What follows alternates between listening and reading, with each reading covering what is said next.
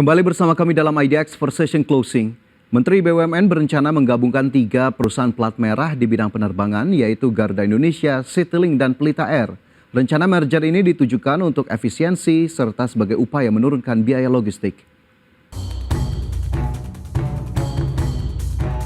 Menteri Badan Usaha Milik Negara Erick Thohir berencana menggabungkan atau merger 3 perusahaan plat merah di bidang penerbangan, yaitu Garuda Indonesia, Citylink, dan Pelita Air. Penggabungan ketiga maskapai dilakukan untuk efisiensi serta sebagai upaya menurunkan biaya logistik sehingga semakin meringankan dunia bisnis di Indonesia. Menteri BUMN mendorong agar efisiensi terus menjadi agenda utama pada perusahaan-perusahaan plat merah. Maka, setelah merger dilakukan pada Pelindo di tahun 2021 akan dilanjutkan ke BUMN klaster lainnya, yakni maskapai penerbangan. Erick Thohir menuturkan rencana merger ini usai penyelamatan Garuda Indonesia berhasil dilakukan melalui rangkaian restrukturisasi paling rumit dalam sejarah penyelamatan korporasi Indonesia. Saat Garuda Indonesia diselamatkan, di waktu yang sama telah dipersiapkan Pelita Air. Tujuannya agar Indonesia tetap memiliki maskapai penerbangan nasional jika Garuda Indonesia gagal diselamatkan. Jakarta, Tim Liputan IDX Channel.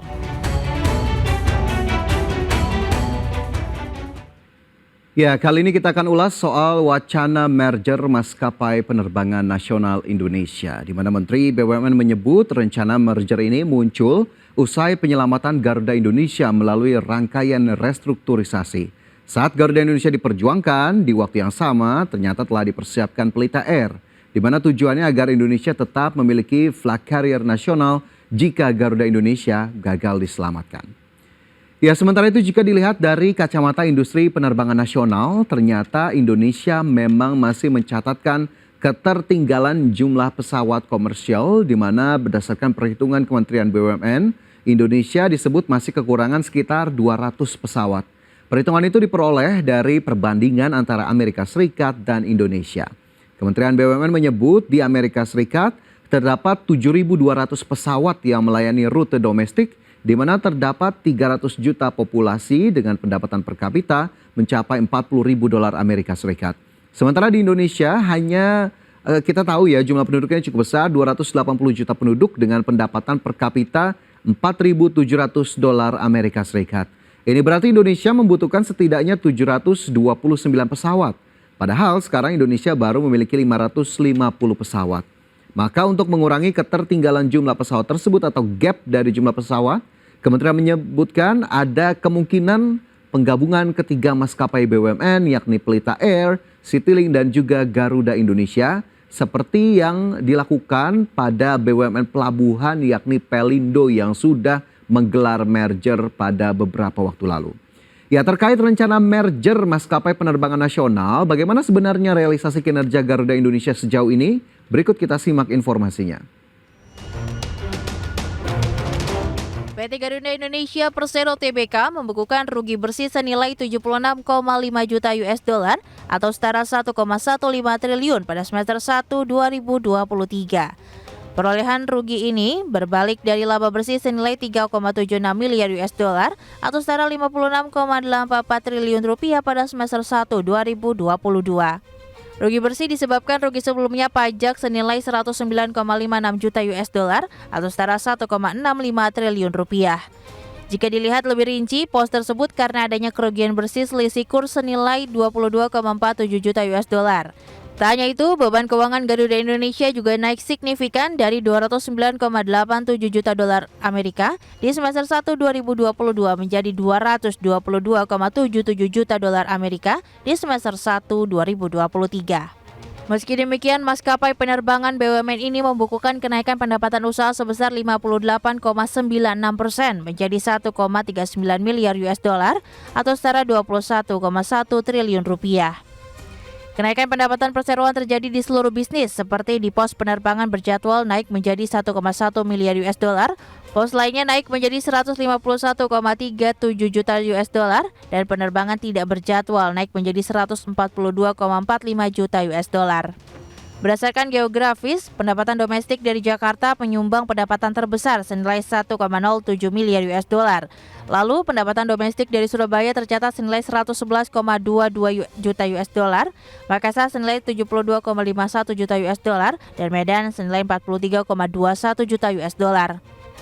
Sedangkan untuk internasional, pendapatan dari Tokyo mendukung posisi tertinggi senilai 38,31 juta US dollar. Dari Jakarta, Tim Liputan, IDX Channel.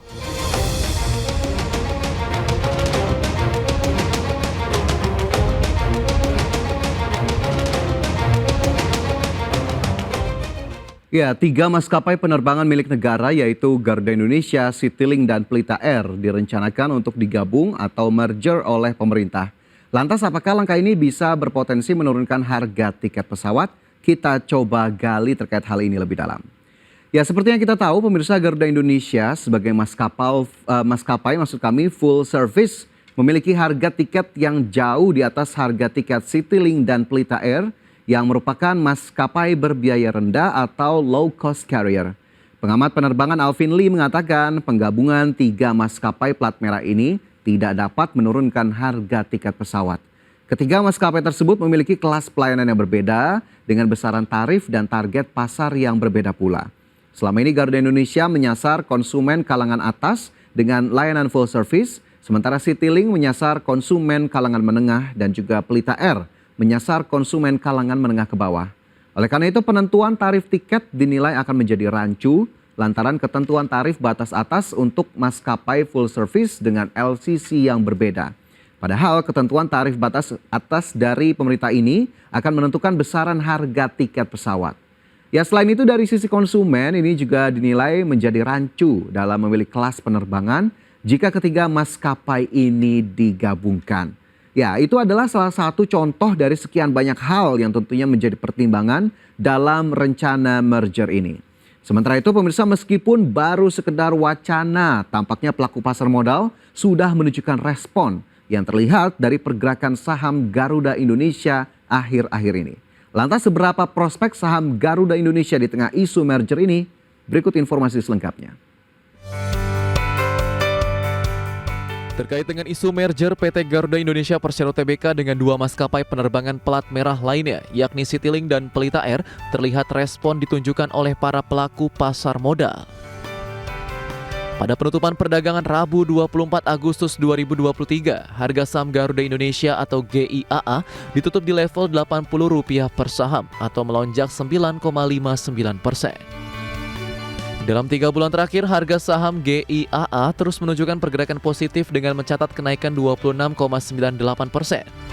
Meskipun secara year to date terpantau bergerak negatif 6,78%. Sementara itu, untuk prospek saham GIAA, Senior Investment Information Mirai Asset Nafan Aji mengatakan kinerja Garuda Indonesia diperkirakan akan semakin baik terutama didorong oleh efisiensi yang dilakukan pada perusahaan penerbangan plat merah tersebut. Nafan menyatakan merger yang dilakukan dalam rangka penggabungan aset dan SDM akan memberikan sentimen positif selama merger tersebut dimanfaatkan untuk mengoptimalisasi persaingan, meningkatkan okupansi, terutama di rute-rute dengan konektivitas tinggi. Jakarta, Tim Liputan IDX Channel.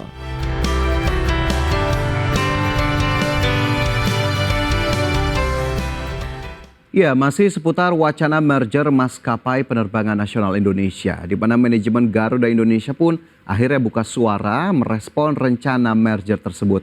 Direktur Utama Garuda Indonesia Irfan Setiaputra mengatakan bahwa rencana merger tersebut masih dalam proses diskusi intensif antara pihak terkait.